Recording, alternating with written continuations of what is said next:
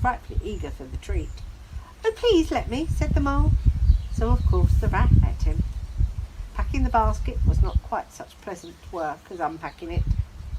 It never is.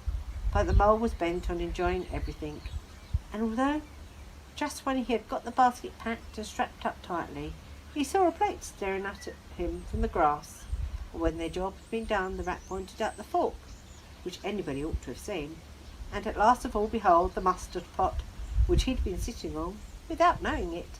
Still, somehow the thing got finished at last, without much loss of temper. The afternoon sun was getting low, as the rat strolled gently homeward in a dreamy mood, murmuring poetry things over to himself and not paying much attention to Mole. But the mole was very full of lunch and satisfaction and pride, and quite at home in his boat, so he thought, and he was getting a bit restless besides, and presently he said, "Ratty, please, I want to row now." The rat shook his head with a smile. "Not yet, my young friend," he said. "Wait till you've had a few lessons. It's not so easy as it looks." The mole was quiet for a minute or two, but he began to feel more and more jealous of Rat, sculling so strongly, so easily along, and his pride began to whisper that he could do it every bit as well. He jumped up and seized the sculls so suddenly that the rat, who was gazing out over the water and saying more poetry things to himself, was taken by surprise and fell backward off his seat with his legs in the air for a second time, while the triumphant mole took his place, grabbed the sculls with entire confidence. "Stop it, you silly ass!" cried the rat from the bottom of the boat. "You can't do it. You'll have us over." The mole flung his sculls back with a flourish and made a great dig at the water. He missed the surface altogether. His legs flew up above him and his head, and he found himself lying on the top of a prostrated rat. Greatly alarmed, he made a grab at the boat, and the next moment over went the boat, and he found himself struggling in the river. Oh my, how cold it was!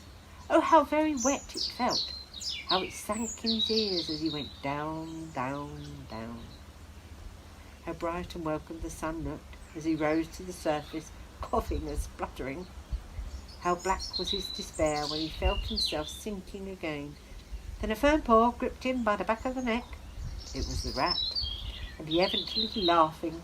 The mole could feel him laughing right down his arm, through his paw, and so into the mole's neck.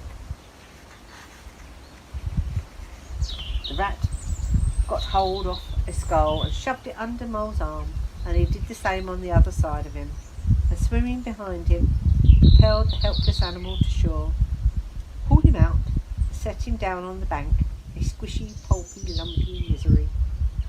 When the rat had rubbed him down a bit and wrung out the wet out of him, he said, "Now then, old fellow, trot up and down the towpath as hard as you can, till you're warm and dry again, while I dive in for the luncheon basket."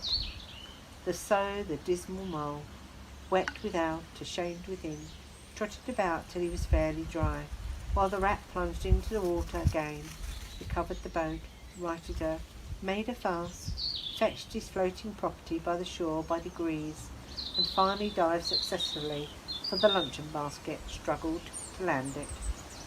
When all was ready for it once more, the mole, limp and dejected, took his seat in the stern of the boat, and they set off. He said in a low voice, broken with emotion, "Ratty, my generous friend, I'm very sorry indeed for my foolish and ungrateful conduct.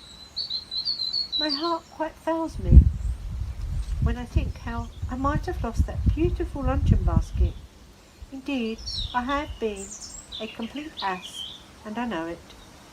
Will you overlook it this once and forgive me, and let things go on as before?"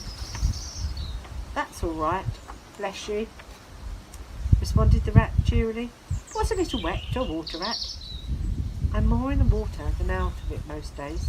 Don't you think any more about it, and look here, I really think you'd better come and stop with me for a little while.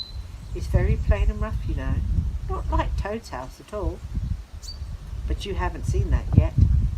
Still, I can make you comfortable, and I'll teach you to row and to swim, and you'll soon be as handy on the water as any of us.